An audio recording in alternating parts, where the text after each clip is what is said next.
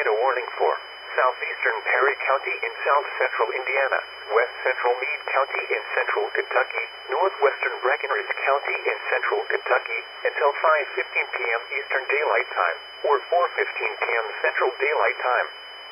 At 4:36 p.m. Eastern Daylight Time, or 3:36 p.m. Central Daylight Time, a severe thunderstorm capable of producing a tornado was located 8 miles east of Huntsville, moving east at 25 miles per hour. Expected hazards include tornado and half-dollar-size hail. This is a radar-indicated threat. The following impacts are expected.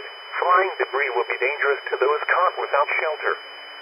Mobile homes will be damaged or destroyed. Damage to roofs, windows, and vehicles will occur. Tree damage is likely. This tornadic thunderstorm will remain over mainly rural areas of southeastern Perry, west-central Meade, and northwestern Breckinridge counties, including the following locations: Mystic, Raymond, Freemire, Sample, Irvington, Clifton Mills, Hold, Emmons, Sirocco, and Webster. Take cover now.